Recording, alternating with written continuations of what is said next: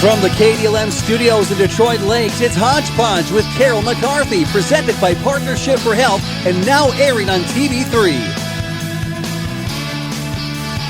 Today on Hodge Podge, I've got a couple guests joining me in the studio. We've got District 4 Senator Kent Eakin, and he is here in the studio, not via telephone today. Also, Guy Fisher from Becker County with Economic Development. He's going to give us an update on Becker County Parks and Rec developments in the second half of Hodge Podge. And welcome. Good morning, Senator Eakin. Great. Well, thank you, Carol. It's great to be here in person. Yeah, it's good to have you in the studio. Usually we converse with you over the phone. This past session, starting back in January, we were talking every couple of weeks, and now the session officially has ended as of Monday, and we're kind of awaiting word on a special session. Right. The regular session has ended, but we're going to be having a special session. It hasn't been officially called yet. The governor was hoping to get one tomorrow and get business done this week yet. There is an agreement between the governor and the two legislative leaders, the Speaker of the House, Melissa Hortman, and the Senate Majority Leader, Paul Gazelka. And I think, generally, overall, I think it was a good deal that they reached. It's not everything that I'd like to see and not everything that I wanted, but I never expected to get that because we do have a divided government, and compromise is an absolutely essential part of the democratic process, especially when you have a divided government. And there were some significant differences between the two sides. So there was a huge gap that needed to be bridged, and they did it. And I think that we're setting an example, and I hope that we're able to bring this thing to conclusion, and the sooner the better. But I think that would set a great example for the rest of the country. And I've said this many times, but we are the only state legislature in the nation that's divided. So I think we have an opportunity here to set an example, not just for other states, but for the national government as well, as far as how divided government can work. As I said, I'm hopeful that we can get this wrapped up sooner rather than later. I do see a light at the end of the tunnel. At this point, I'm not sure if the light is an opening or a freight train coming at us. I hope it's not a train wreck. I think it's going to be good. And I do applaud the leaders, Republican and Democrat alike, here in Minnesota for actually working together to get the job done. All right. So we do have a global agreement from the governor and the two legislative leaders now heading into a possible special session. Now, the governor and leaders have mentioned they want to get it all done on Thursday before we head off into the Memorial Day weekend. We don't know if there actually is a special session right now, but what is the likelihood of getting everything done in a day? Well, I don't think it'll be done in a day. I'm thinking even if we do come back tomorrow, it'd probably bleed over into Friday as well. And I understand the sense of urgency and bringing it back sooner rather than later because there's a concern that when legislators go home, they might start hearing from constituents and others who are not happy about the agreement.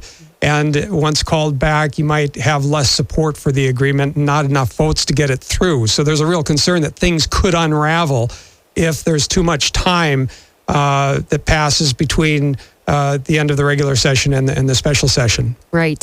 Senator Kent Eakin in the studio with me this morning, Twin Valley District 4 Senator, and he's here in Detroit Lakes and talking about the session. The legislative session ended on Monday, and we've got a number of things left on the table, so to speak, to tie up some loose ends.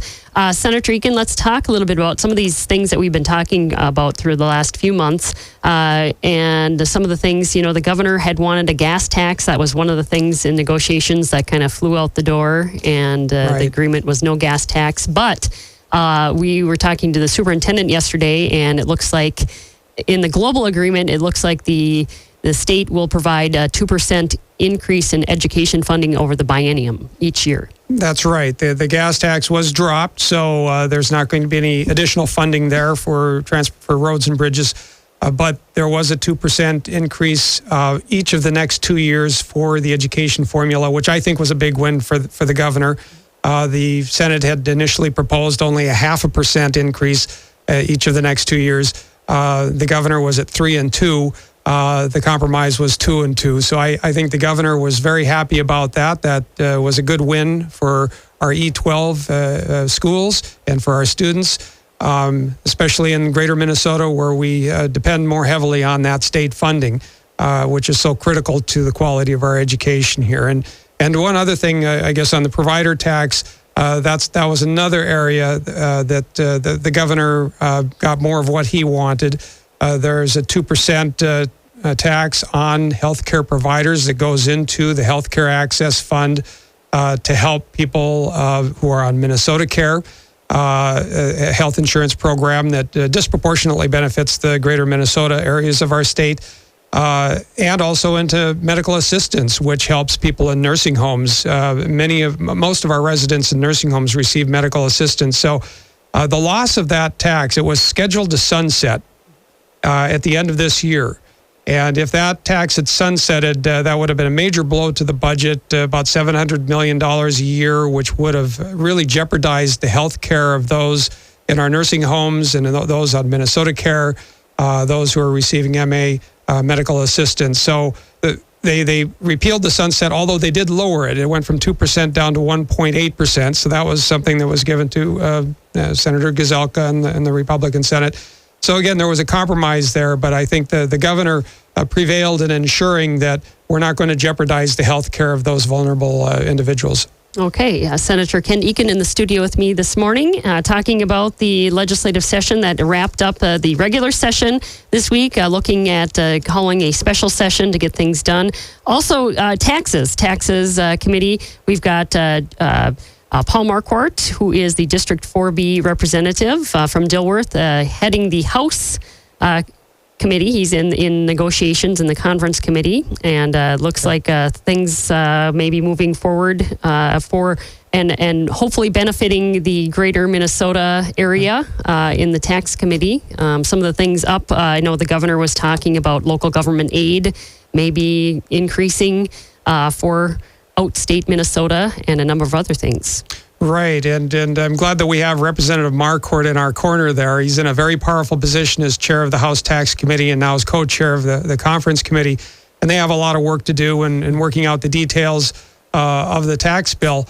One of the things that the governor wants and that we want as rural legislators is more funding for our local government aid, which really is the lifeblood of a lot of our rural communities out here, in providing services at the local level and in trying to hold our property taxes down. That's one of the reasons that we have local government aid, is so that we can afford to have good quality services with lower property taxes. And so the governor wants to bring us back to the levels that we were at in 2002 before we went into huge state deficits. And unfortunately, during those deficit years, there were significant cuts to local government aid and to county program aid, which resulted in property taxes going up significantly.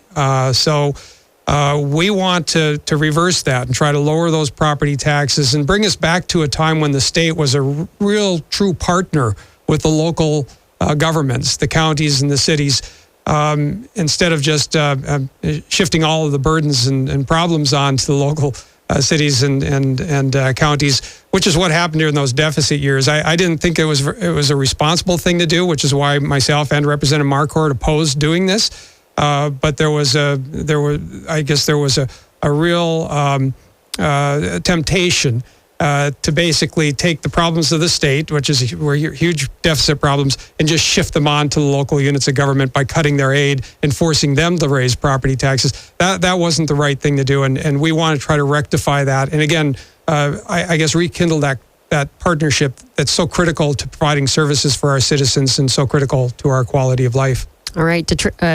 Senator Kent Eakin out of Twin Valley, District 4 Senator, I was going to say from Detroit Lakes, but we can't own you here. But you are our representative down there, Senator, for District 4. But also there was talk about a bonding bill this year. Do you see that happening? I know that the House isn't too keen on that, but right. Do you see one coming? I do see one coming, and actually the House did propose a very robust a bonding bill that was proposed on the House side.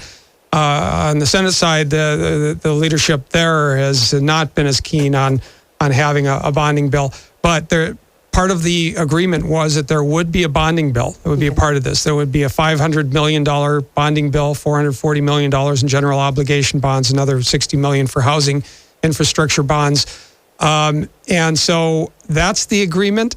This is an interesting area, Carol, because this is the one bill that requires a supermajority of 2/3 in both the House and the Senate in order to pass. So this means you really do need bipartisan support. It cannot be passed on a party line vote. You need help from the minority parties in both bodies. So this is where the minority leadership really weighs in. And you mentioned in the House. Yes. I was thinking of Kurt Doudt. That's Yes. right. We heard comments from him that he said, I don't know, I haven't heard much about this. Exactly, Carol. So that's where the problem is. It is in the House. The House Minority Leader, Kurt Doudt, has indicated that he's not going to be very supportive of the bonding bill that's being proposed. And if he can hold all of his members in line in voting against it, they could stop a bonding bill. And the problem is this is part of the universal agreement. Mm-hmm. So once you pull that thread out, then the whole thing could start to unravel. It's kind of a package, the whole thing. So it's not just the bonding bill we're talking about here. This could have ramifications for the whole entire budget. Okay, and so that would be left to the end, or that would be something, if a special session is called, would that be, where in the timeline of the special session, would that be right at the beginning then? And Right. It would be right. It would be part of that special session. So if we call a special session tomorrow and get it done tomorrow or maybe Friday, it would be done at that time with all the rest of the parts of that package. So would that affect, I know Detroit Lakes, we've talked about this too before, about their local option sales tax. Would that have ramifications in getting that passed through the legislature? It could if it affects the tax bill again, and that's going to be in the tax bill. Right. And it is in the tax bill. It was in on both sides, so that's already, that's something that's going to happen if we have a tax bill. Okay. But I guess there is the question again about if everything unravels if we do have a tax bill. But I think there's a lot of pressure to get a tax bill done because if we don't, the tax conformity won't occur. Right. And there were a lot of significant changes at the federal level on the tax codes. And we need to pass a tax bill in order to conform with those changes so people don't have to deal with two different sets of, rules and tax codes that we conform with the feds. It'll make, tax time a lot easier. Okay. Senator Kent Eakin from Twin Valley, District 4 Senator, in the studio with me this morning. Senator Eakin, this is kind of like the season finale. It's like the Game of Thrones. You're waiting for the season finale. Right. You don't know how it's going to turn out. Hopefully it's not disappointing like the Game of Thrones. Right. I hope not either. But yeah, well, I appreciate you coming in and updating us on this and heading into hopefully a special session in the next day or so. And we should know by the end of today whether it's going to be called tomorrow. Right. Okay. They have to give us rural members a little heads up because it takes us a little longer to get down to St. Paul. Right. Well, good luck. And thank you so much for appearing here in the studio with us this morning. You bet. Thanks, Carol. Yes. I appreciate it. Senator Kent Eakin from Twin Valley District 4 Senator in the studio with me this morning. And we're going to take a break. And when we come back, Guy Fisher from Becker County Economic Development will join me in the studio next. Now, back to Hodge Podge with Carol McCarthy on KDLM Detroit Lakes. Welcome back to Hodge Podge this Wednesday morning, May 22nd, 2019. Back in the studio with Becker County's Economic Development Coordinator, Guy Fisher. Good morning, Guy. Morning. And we're going to talk a little bit about, because as we head into this is the summer season. So recreation is on the minds of many. Not that it isn't in the winter, but lots of folks getting out there and seeing sights and visiting Becker County. And you also work with Parks and Rec, the Parks and Rec Committee, kind of oversee things there. And you're going to talk a little bit about some of the various developments at our county parks that you're working on. Well, and/or trails. And/or trails, yes. I'm prepared to do that. Okay. All right. So let's, first off, I think maybe the most popular county park is Dutton Locks. Okay. Give us an update on Dutton Locks County Park. Well, we just got a grant for a dry dock conversion project, about $45,000 from the DNR. And we'll be looking at a fall project for that. So as you go into Dutton Locks, if you're familiar with it, and you go over the big bridge that's between Muskrat and Sally, there's kind of a secondary stream in through there. Mm-hmm. And right now, the stream goes so fast that you can't have fish passage essentially going through it. So what we're looking to do is take out the dry dock structure, which is a concrete structure, and install rock weirs in there. So they're kind of inverted U's. And relative to that, we'll revegetate that whole area in through there. And so we've got soil and water that's playing a part in this. The DNR is going to play a part in this as well. And then we got some grant money from Pelican River Watershed Management District for this to make this happen. So a lot of partners coming together for that particular project. But that'll make a big difference down there through there. And then there'll be a nice bridge. And the county's kicking in some money for replacing that structure now where you can essentially walk across it. There'll be a bridge that we can even drive trucks across it for maintenance and some of the southern trails that we have there. Okay, so that's kind of that's the second. That would be a second bridge because right now you've got the one right over the rapids. You've got the big bridge, over the rapids. This will be a smaller one. Okay, so that one is down the road a piece, so to speak. Right, yeah. And so that's an August project. Okay, so the big bridge, I understand that there might be some reconfiguration there where the rapids are right now. And you'll have to talk to the DNR about that. Okay, that's the DNR's plan. We'll be doing it. We'll be doing it in conjunction with that. Okay. So Dave, tell us a little bit about, the county, it's a county park, but it's on kind of the DNR. There's a little bit of a... there's kind of an isthmus, I think that's how it's pronounced, but there's a, and there's pieces of that the county owns, and there's parts of it that the DNR owns. Okay, so a little bit of a partnership, so to speak. We get along. Okay. All right, that's good. So things going on at county parks, and Guy Fisher, who helps get things done at the county parks. He's the economic development coordinator, also oversees the Parks and Rec committee. And some of the other things, another park is Chilton Park. And let's talk a little bit about that. I know we've talked about this park in the past. Now that is to the east of Detroit Lakes. It's a beautiful park. It's on Bass Lake. I don't have a lot to say about it because we're going to be meeting out there on June 6th. Okay. And so there's some potential for some enhancements, but again, it's about getting folks together and having a conversation about that. Right. So that's all I'm really prepared to say at this time. Okay. There's some opportunities, but again, folks have to kind of chime in and tell us what they want to see out there. All right. So let's go down the trail of opportunities here. Some of the other things. Yesterday, the Becker County Board of Commissioners held their second regular meeting of the month, and you were on the agenda. And you were talking about the exploration of a regional park in Frazee. Tell us a little bit more about that. Well, Frazee, many years ago, became interested in some land that was north of Frazee, and that had a covered bridge on it, and also the Otter Tail River runs through it. And so they thought, wow, this would be great for a regional park. So they attempted to purchase that property, or they looked for other partners relative to that. And it didn't turn out. Another gentleman came in and purchased those properties. But he's expressed an interest in working with this kind of partnership that's kind of formed to explore if, in fact, we might be able to go after some legacy funding for it, and or maybe interest the DNR in procuring that land, essentially for a regional park opportunity. So there's some fleshing out of what it is that we want to create in that space. It's about 175 acres. Wow. And then there's potential to expand around there. But what you've got a city that's growing, and it's growing to the north.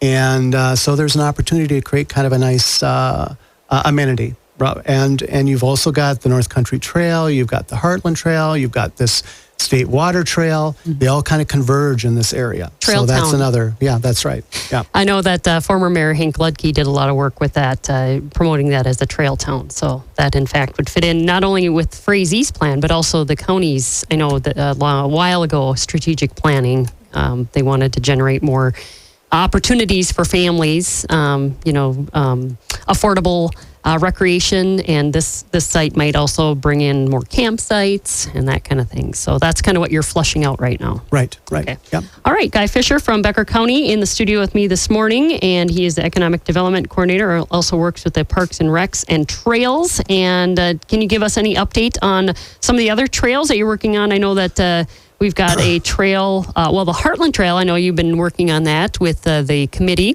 Heartland Trail portion from DL to Frazee, just before Frazee, Acorn Lake. And then into Frazee, maybe update us on that. And then another trail that would lead out to the mountain from essentially Well, so let me start with that. Okay. You know, we got a grant for $250,000 for a trail link project. Okay. A federal grant fund. And we're trying to connect the underpass to County 54. And we'd like to do it this year. Okay. The DOT is looking at creating, kind of threading the needle with that trail through the intersection, the County 54 Highway 10 intersection. And then we pick that up on the other side as a phase 3 and try to connect into Detroit Mountain. And so we did go after some funding for that particular phase 3. We were not successful this year. We'll try again next year. And then once connecting into Detroit Mountain, the idea is to connect into Mountain View. And then on the other side of that, right now, where the movement is around Acorn Lake. Mm-hmm. So there is a contractor that is trying to kind of position itself to the liking of the DNR and DOT so that it can get the job done relative to constructing a trail around Acorn Lake or part of Acorn Lake by Highway 10. Mm-hmm. And then there's the segment between Acorn Lake and the underpass, which is conceivable that could be, I don't know if it would get done this year, but I think an attempt will be made to try to get some bids out for that. And then there's an opportunity, we've had conversations about a bridge across County 10. And we may see some movement relative to that construction possibly this year. And then the DNR is looking to request some funding through its own legacy funds, $1.8 million, to essentially bring that trail home, bring it into Frazee. So between County 10 and Highway 87, there's a segment of approximately 1.5 miles, 2 miles.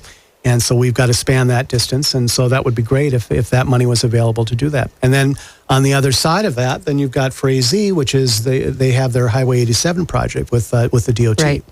And so bringing it through. So we would, the Heartland would interconnect with that as well. All right. Guy Fisher from Becker County, Economic Development Coordinator, also works with the Parks and Rec Committee and updating us on the parks and trails of the county. And Guy, we've got to wrap it up here, but I appreciate you coming in and sharing all this information. You bet. Sounds like you got your work cut out for you. Yeah, there's a lot of it. All right. It's good stuff.